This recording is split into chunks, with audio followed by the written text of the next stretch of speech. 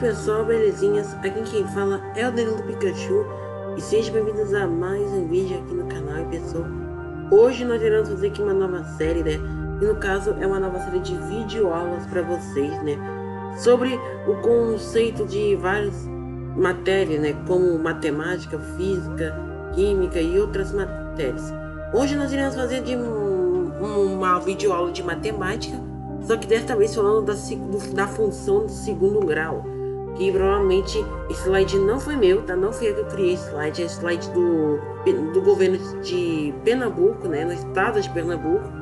E hoje nós iremos falar aqui da função do segundo grau, do gráfico, da parábola, enfim, tudo mais. Mas antes, se inscreve aqui no canal, deixa aquele like e acesse outros vídeos que estão na descrição. Lembrando para vocês que estamos chegando a 50 inscritos, né? Isso é muito bom. Então, muito obrigado a todos que estão me apoiando, né? Então, esse vídeo foi especificamente feito por vocês. Então, vamos lá então começar esse vídeo maravilhoso de videoaula, né? Jogo entre matemática e suas tecnologias, né? Isso é para o nono ano, conceitos iniciais da função de segundo grau, feita pela Secretaria de Educação do Governo do Estado de Pernambuco. Vamos lá então. Aqui já temos aqui a função quadrática, né? Que é um exemplo daqui, tem um exemplo do cara chutando a bola. Beleza. Vamos lá então. Vamos clicar aqui. Clica. Caramba. Tá parado? Não, aqui ó. Ok. Vamos analisar o movimento de uma bola após ser chutada por um goleiro em um tiro de meta e velocidade denominada. Tá, só vi esse... Eu quero ver o último anterior.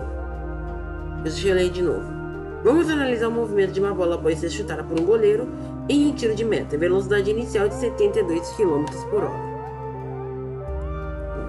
Esse slide aqui tá um pouco travado, nem sei como que tá o slide de Pernambuco, né? Só sei de uma coisa, esse slide que tá bem da hora, né? Eu acho que eu quero dar parabéns ao governo do estado de Pernambuco, né? Na Secretaria de Educação. Beleza. Agora mudou, né? Finalmente. Vamos clicar aqui.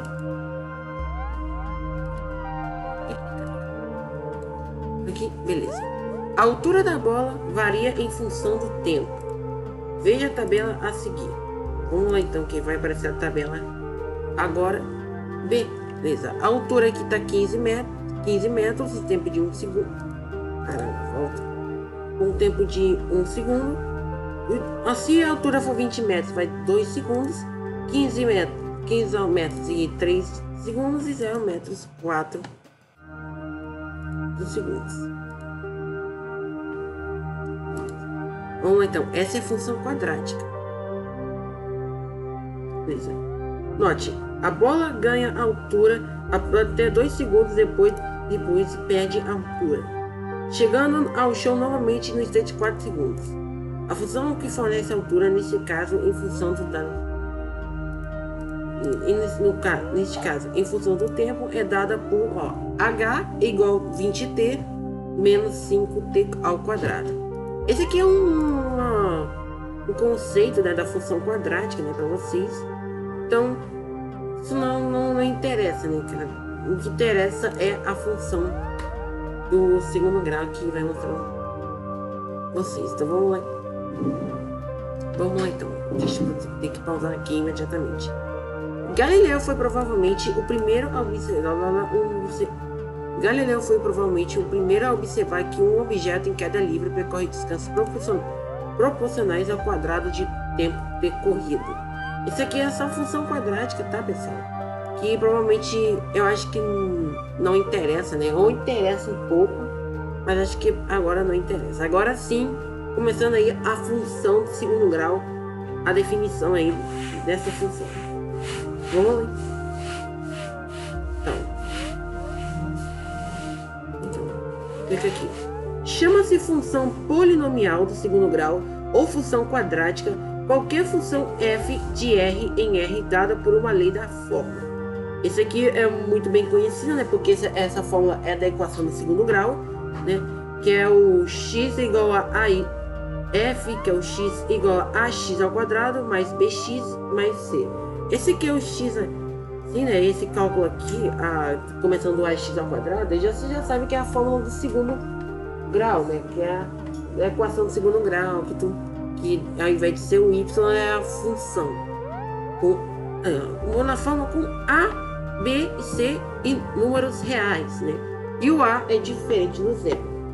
Isso aqui é muito parecido com o do segundo grau, né? Por quê? Porque na equação do segundo grau o A nunca pode ser zerado. Porque se zerar vai transformar na equação do primeiro grau. Isso já aprendeu posteriormente na equação do segundo grau, né? Depois eu vou ter que gravar um vídeo, né, falando sobre a equação do segundo grau. Beleza. Nomenclaturas. Temos aqui o domínio, que é D parênteses F, né, igual a R, e o contradomínio, né, que eu ainda não sei como definir. O conjunto de imagem é o conjunto formado por todas as ordenadas Y, que representa a imagem das abscissas x por meio da função. Esse aqui é a nomenclatura de domínio e contradomínio, né? Mas eu vou explicar para vocês o que é um domínio, que provavelmente ele não explicou, e o contradomínio. Que provavelmente alguém do nono ano, quem é novo no nono ano, deve conhecer, não deve conhecer, ou se não é do nono ano, então literalmente você não sabe, né? Só sei que tem que achar aqui a função do segundo grau, que é bem difícil.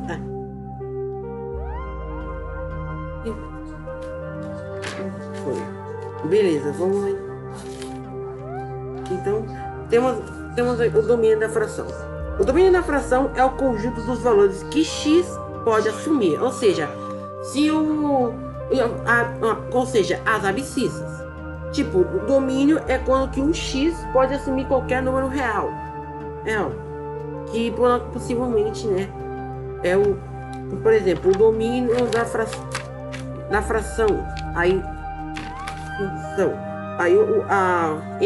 Fração A, por exemplo.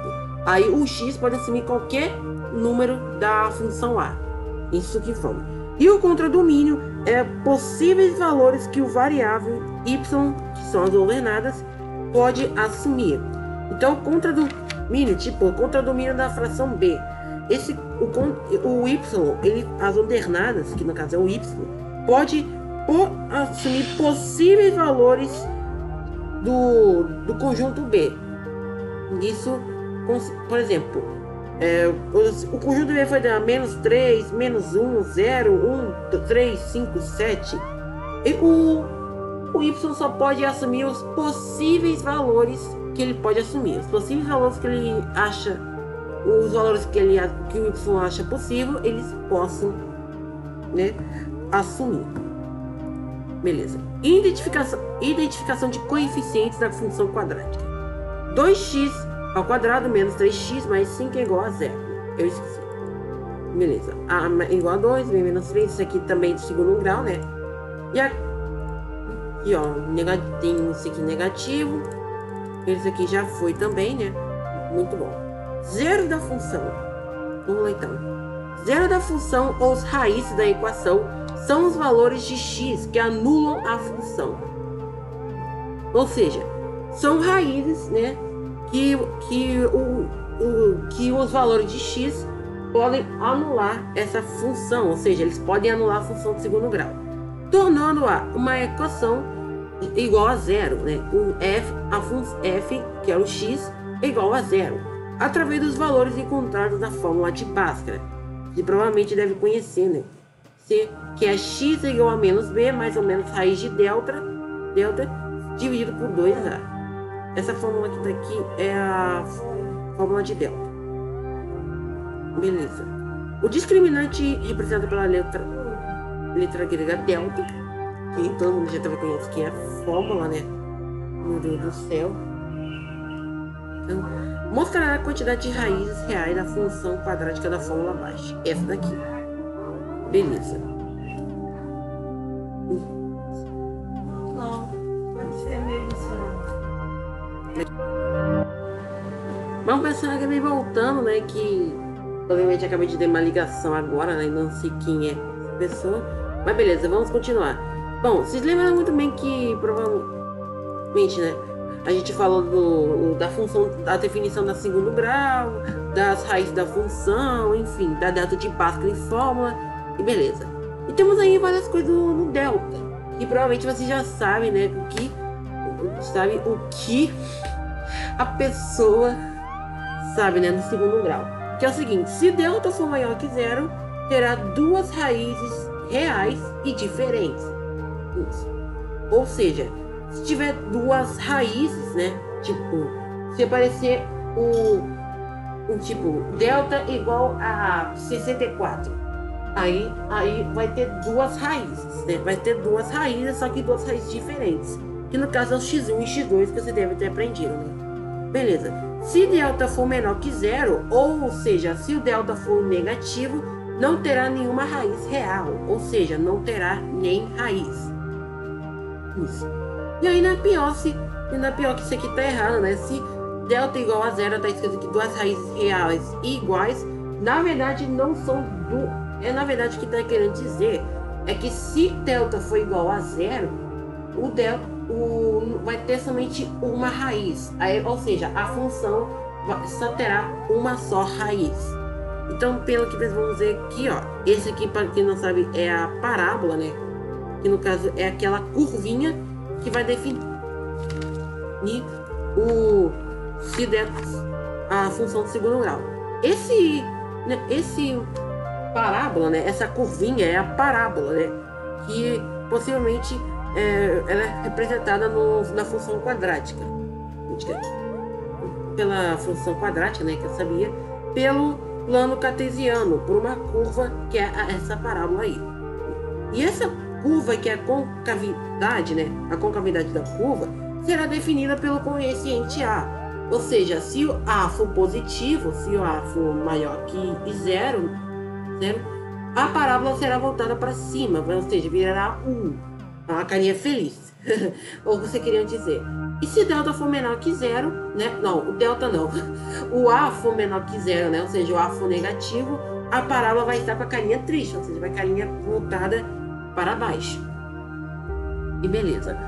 E aqui como que tá aí a função da parábola na função de segundo grau, no delta, né?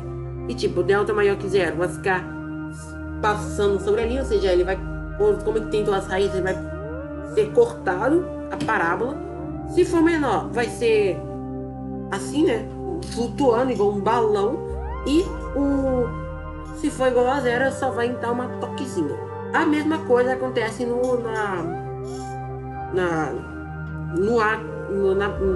na parábola que está voltada para baixo. Beleza. Concavidade da parábola, isso a gente já sabe, né? Sabe, né? Que eu acabei de falar, né?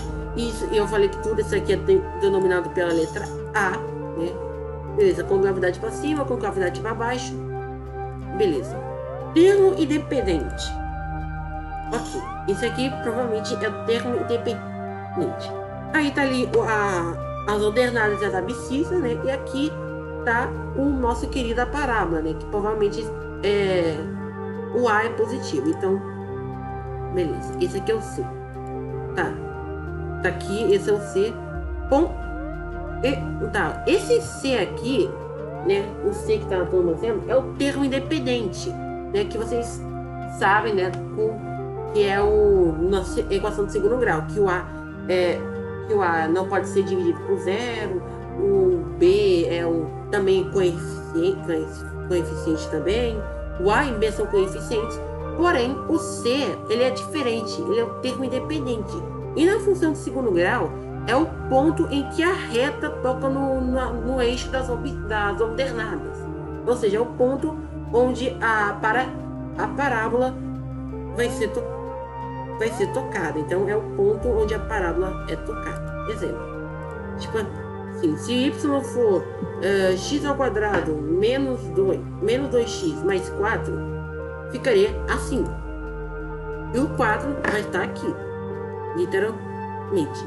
E aqui vai ser os 2x, né?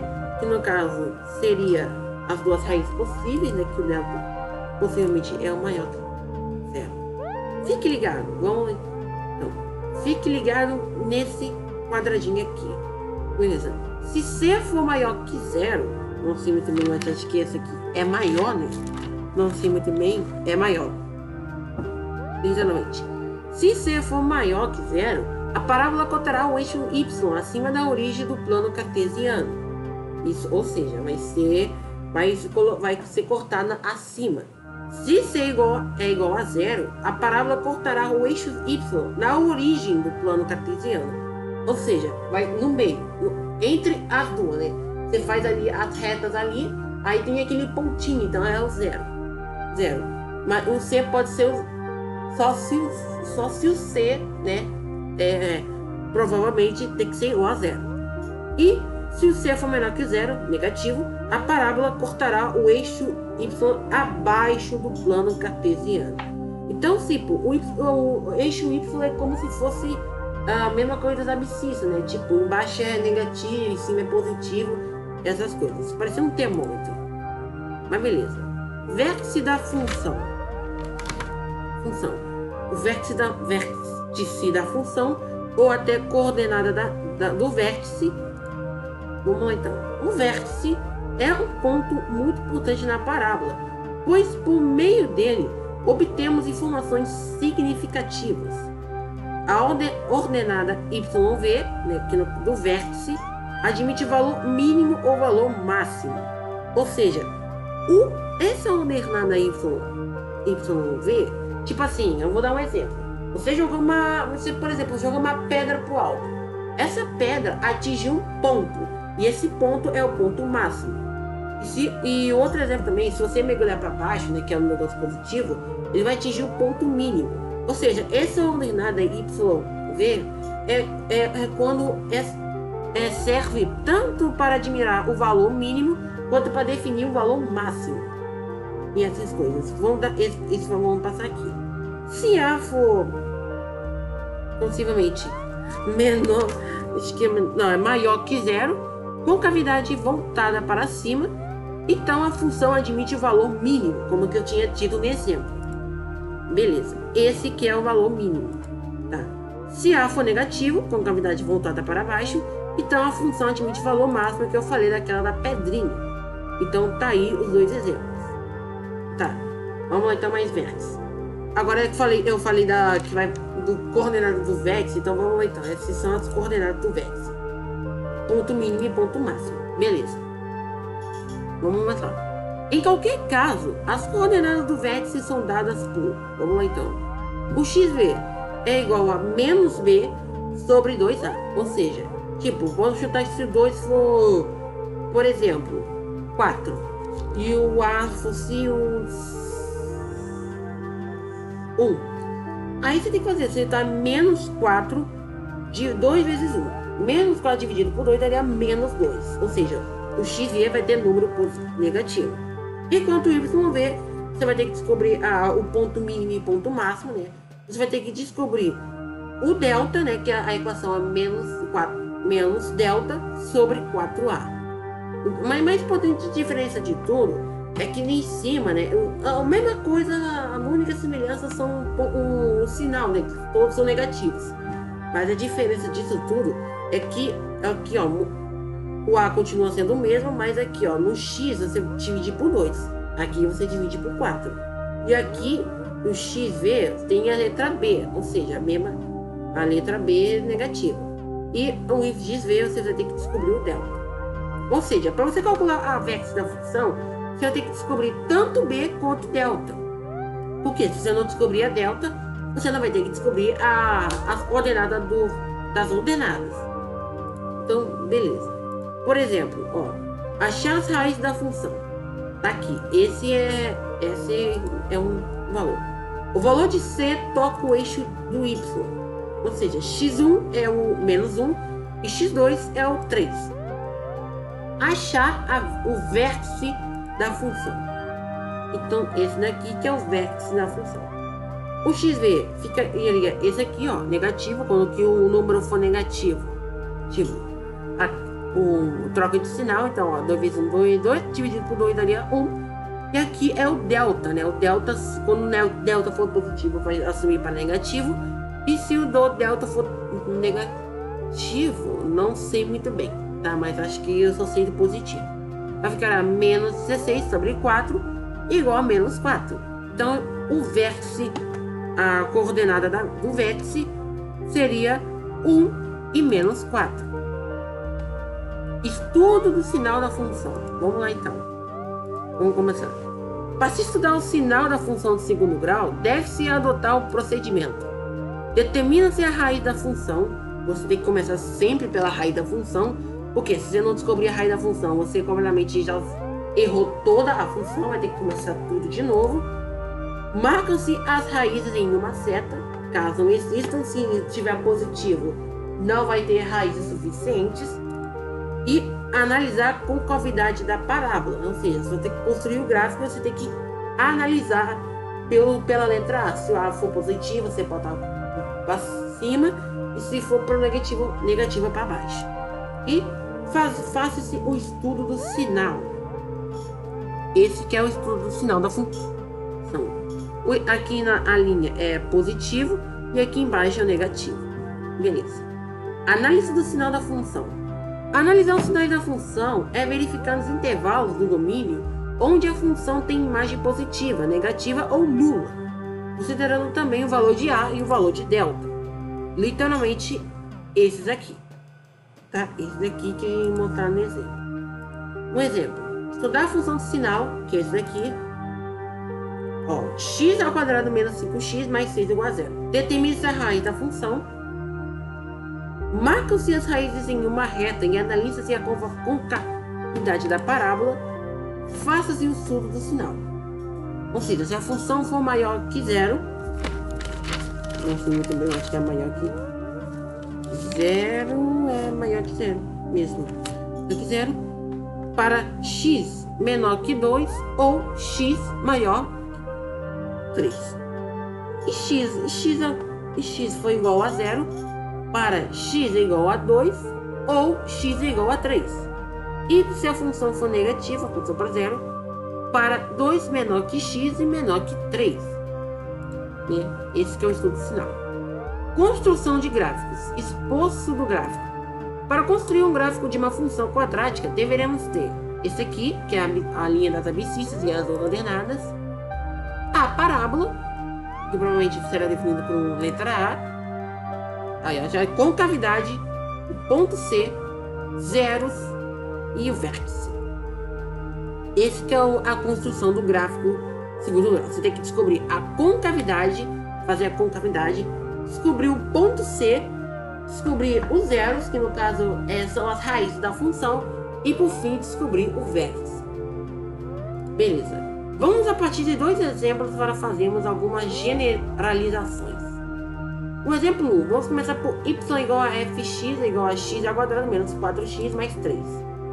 Beleza. Esse que é todas as... Eu acho que isso aqui todas as ordenadas.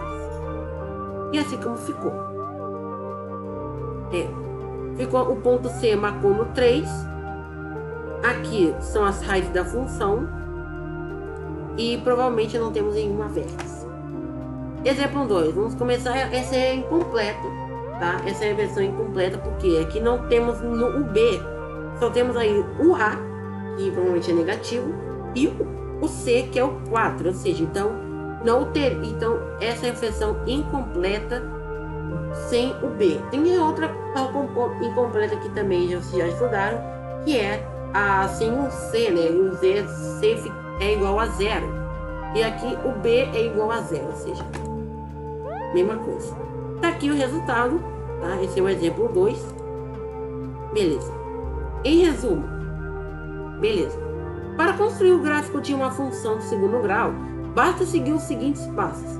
1. Determinar as raízes da função, se existirem. 2. Marcar os valores das raízes sobre o eixo x. 3. Calcular o vértice, que provavelmente é o xv e o yv da parábola, e marcar no plano cartesiano. 4. Marcar no eixo x o valor do coeficiente c. E 5. Analisar a concavidade da parábola e traçar uma curva, passando pelos pontos marcados. E beleza. Essa aqui é a função com auxílio de software, né? Beleza, então esse aqui é o tem um negócio do aplicativo chamado GeoGebra, que é um programa dinâmico para o estudo de matemática. Ou seja, se você quer estudar, tá com uma preguiça de ler no caderno e tudo mais, mas tem isso aí para vocês. É o programa que você pode estudar, fazer um estudo de matemática. Ou seja, você pode construir gráficos pro segundo grau, pro primeiro, enfim, juntando geometria, álgebra e cálculo. Nesse software, podemos desenhar pontos, vetores, segmentos, linhas e funções, e isso de forma dinâmica. No uso de funções, podemos mostrar no gráfico as coordenadas, o vértice, etc. E aqui está aqui o link, né? Para vocês baixarem, né? Quem quiser pesquisar aqui o nome GeoGebra, vai estar lá. E aqui está a área do trabalho. Esse daqui. Tá show. Exemplo dos gráficos com GeoGebra. Esse daqui, duas raízes diferentes. E olha só como ficou. Exatamente. Ficou não tão parecido com aqueles do exemplo anteriores, né? Mas isso ficou completamente para você estudar matemática muito bem. E você tirar nota boa, né? Porque esse software, esse GeoGebra, que eu falei errado, desculpa. Você simplesmente, além de estudar matemática, você ainda por cima você pode fazer fazer cálculos matemáticos. Você pode descobrir no negócio de planos cartesianos, fazer negócio de construção, enfim. Isso é muito bom para você aprender muito matemática. Tá aí, essa aqui não tem nenhuma raiz, né? Como ficou. Essa aqui, duas raízes iguais, ficou assim. E beleza. Aqui tá a bibliografia, que provavelmente será esse aqui, é o fim do slide. Tabela de imagens, é um ok. E beleza. Esse foi a nossa videoaula para vocês. Espero que vocês tenham gostado. Não se esqueça de deixar aquele like, se inscrever aqui no canal e deixe aquelas notificações. Bom, pessoal, é isso. Espero que vocês tenham gostado e até o próximo vídeo.